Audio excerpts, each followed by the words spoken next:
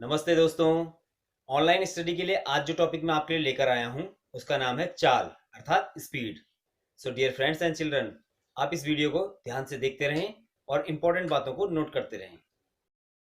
तो चाल के कॉन्सेप्ट को समझने के लिए हमें इससे जुड़े दो सब टॉपिक्स को समझना होगा, जिनमें से एक है दूरी अर्थात डिस्टेंस और दूसरा है समय अर्थात टाइम।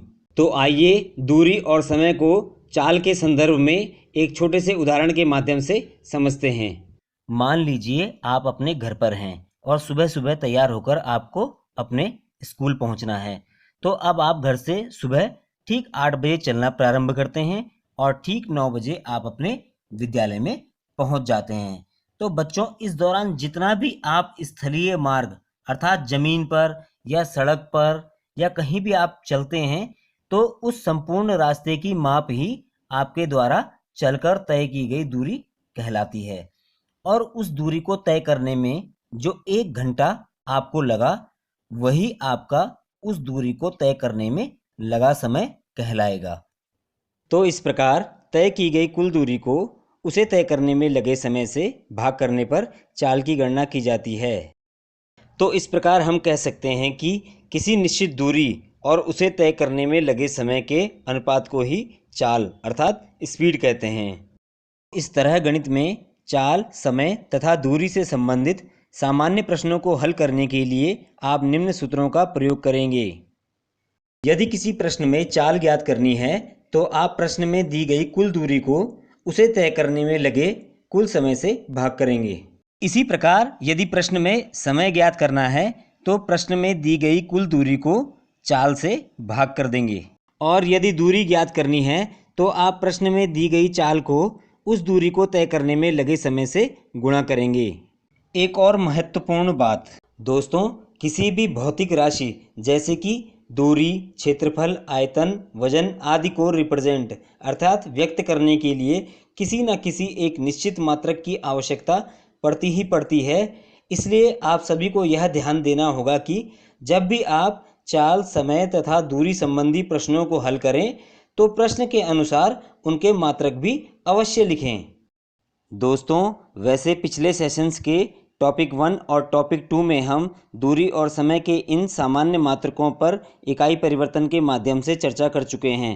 तो अब हम बात करेंगे चाल के सामान्य मात्रकों की, जो इन्हीं मात्रकों से मिलकर बनते हैं। वैसे तो दूरी और समय की इकाइयों को मिलाकर चाल के कई मात्रक बनाए जा सकते हैं, लेकिन फिलहाल हम सिर्फ उन दो मात्रकों की बात करेंगे जो आपके लिए अत्यंत महत्वपूर्ण हैं, जैसे किलोमीटर प्रति घंटा और मीटर प्रति सेकंड। मान लीजिए किसी प्रश्न में दूरी किलोमीटर में दी गई हो और समय घंटे में हो, तो चाल का मात्रक बनेगा किलोमीटर प्रति घंटा अर्थात किलोमीटर पर आवर। और इसी तरह यदि दूरी मीटर में दी गई हो और समय सेकंड में हो तो चाल का मात्रक बनेगा मीटर प्रति सेकंड। चलिए अब चाल, समय तथा दूरी ज्ञात करने संबंधी सामान्य प्रश्नों को उदाहरणों के माध्यम से समझते हैं। मान लीजिए आपके घर से विद्यालय की दूरी 2 किलोमीटर है और इस दूरी को तय करने में आपको 1 घंटे का समय लगता है। तो आपकी जो चाल होगी वह दूरी और समय का एक अनुपात होगी। तो यहाँ पर जो तय दूरी है वह हो गई आपकी 2 किलोमीटर। तो यहाँ पर मैं लिख लेता हूँ, और बटे समय हमें लगा कितना, 1 घंटा, तो 1 आवर। तो इस प्रकार भिन्न के रूप में हमें चाल प्राप्त हो गई है। तो यहाँ पर 1 से आप 2 में, इसमें संख्या 2 में भाग कर लेंगे तो यह कुल मिलाकर जो आएगा वो 2 ही आएगा। तो इस प्रकार आपकी जो चाल हो जाएगी वो हो जाएगी 2 किलोमीटर प्रति घंटा अर्थात 2 किलोमीटर पर आवर। तो यहाँ पर जो ये 2 किलोमीटर पर आवर जो लिखा है, यह इस चाल का मात्रक है। अगर घर से विद्यालय की दूरी 6 किलोमीटर होती और आपको यह दूरी तय करने में 2 घंटे लगते, तो तब आपकी चाल कितनी होती? तो आइए पता करते हैं। तो चाल का सूत्र हम जानते हैं, चाल बराबर होता है दूरी बटे समय। तो यहाँ पर जो दूरी दी गई है वो कितनी दी गई है, 6 किलोमीटर अर्थात 6 किलोमीटर। और इस दूरी को तय करने में आपको कितने घंटे लगे, 2 घंटे, 2 आवर। ठीक है। तो यहाँ पर आपकी जो चाल है वो भिन्नात्मक रूप में आ चुकी है। तो यहाँ पे क्योंकि हम सरलीकरण किया जा सकता है इस भिन्न का, तो कर लेते हैं। 2 1 जा 2 और 2 3 जा 6, तो ये हो गया आपका 3/1। तो इस प्रकार आपका जो हल करके 1 से आप 3 में डिवाइड करेंगे तो आपका ये आ जाएगा 3 किलोमीटर पर आवर। तो ये जो किलोमीटर पर आवर है वह आपकी इस चाल का मात्रक कहलाएगा। चलिए अब समय ज्ञात करने संबंधी प्रश्नों को हल करना सीखते हैं।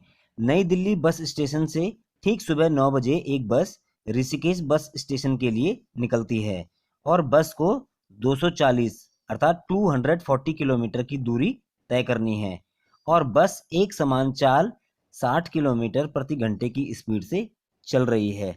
तो बताइए बस को ऋषिकेश पहुंचने में कितना समय लगेगा और बस ठीक कितने बजे ऋषिकेश पहुंच जाएगी।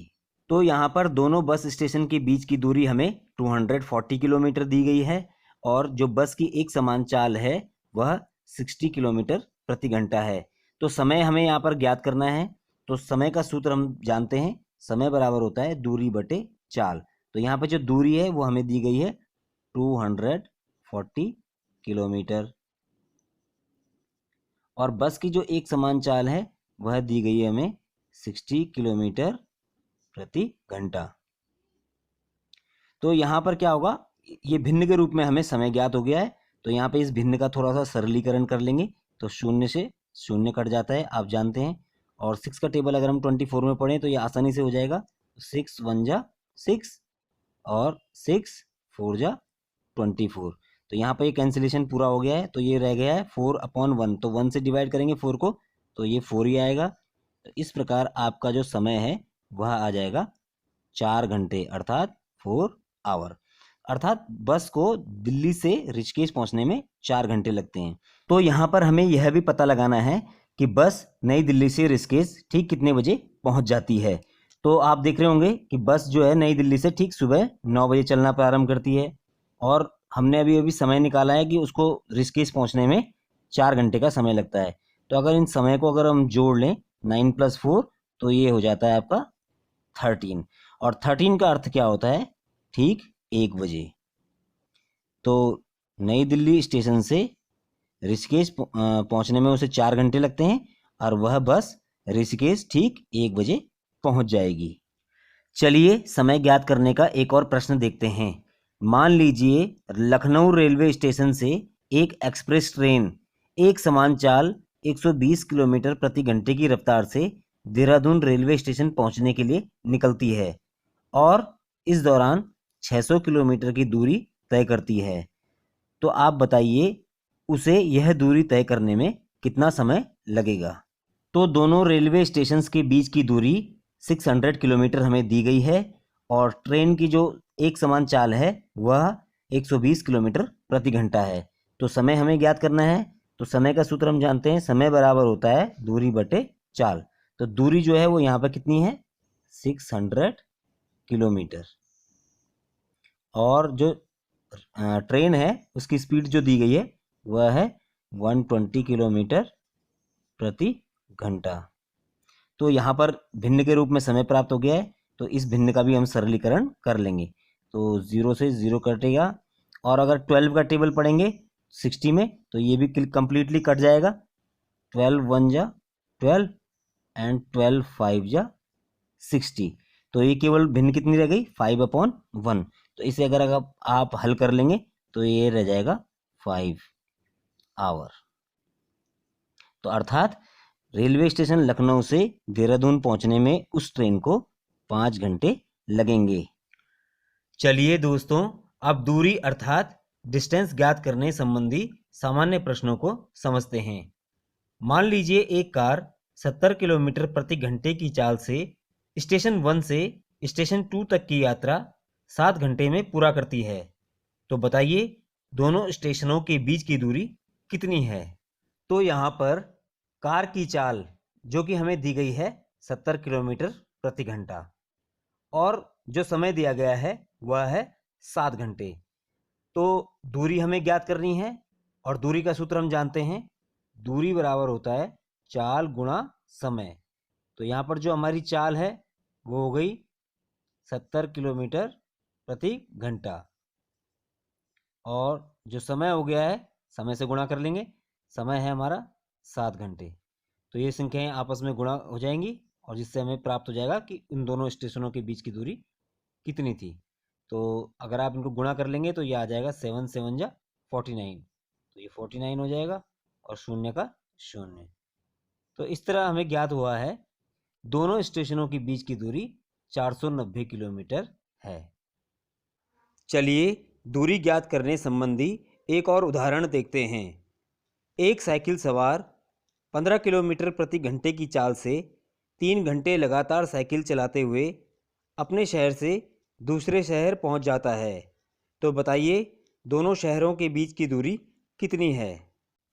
तो अब हमें यहाँ पर दोनों शहरों के बीच की दूरी ज्ञात करनी है, जिसके लिए साइकिल सवार की चाल हमें दी गई है 15 किलोमीटर प्रति घंटा और समय दिया है 3 घंटे। तो दूरी का सूत्र हम जानते हैं, दूरी बराबर होता है चाल गुणा समय, अर्थात चाल और समय को गुणा करने पर दूरी ज्ञात की जा सकती है। तो चाल हमारी यहाँ पर हो गई कितनी, 15 किलोमीटर पर आवर, और जो समय है वो है हमारा 3 घंटे का, 3 आवर। तो इन दोनों को हम मल्टीप्लाई करेंगे तो दोनों शहरों के बीच की दूरी ज्ञात हो जाएगी। तो 15 और 3 को मल्टीप्लाई करेंगे तो ये हो जाता है आपका 45 किलोमीटर। तो ये किलोमीटर जो है ज्ञात की गई दूरी का मात्रक है, अर्थात दोनों शहरों के बीच की दूरी 45 किलोमीटर है। सो डियर फ्रेंड्स, उम्मीद करता हूँ कि आपको वीडियो देखकर स्पीड, टाइम और डिस्टेंस कैलकुलेट करना अच्छी तरह आ गया होगा। So now exercise time. तो यहाँ पर आपको प्रैक्टिस के लिए कुछ क्वेश्चंस दिए जा रहे हैं। फर्स्ट 2 क्वेश्चन जिनमें आपको स्पीड फाइंड करनी है, देन नेक्स्ट 2 क्वेश्चन जिनमें आपको टाइम कैलकुलेट करना है, एंड द लास्ट 2 क्वेश्चंस जिनमें आपको डिस्टेंस फाइंड करनी है, अर्थात दूरी ज्ञात करनी है। सो फ्रेंड्स, आप इन क्वेश्चंस की प्रैक्टिस कर सकते हैं और स्क्रीन पर दिख रहे आंसर्स से अपने आंसर्स मैच कर सकते हैं। Dear friends and children, speed topic के पार्ट 1 से आपने जो कुछ भी सीखा और समझा होगा वह इस टॉपिक का एक शुरुआती हिस्सा है। इसे आप टॉपिक का बेसिक समझिए। इस टॉपिक में हम धीरे धीरे हार्ड लेवल की ओर बढ़ेंगे। सो फ्रेंड्स, स्पीड टॉपिक के पार्ट 2 में हम जल्दी ही मिलेंगे नए क्वेश्चंस और वर्ड प्रॉब्लम्स के साथ। तब तक के लिए गुड बाय।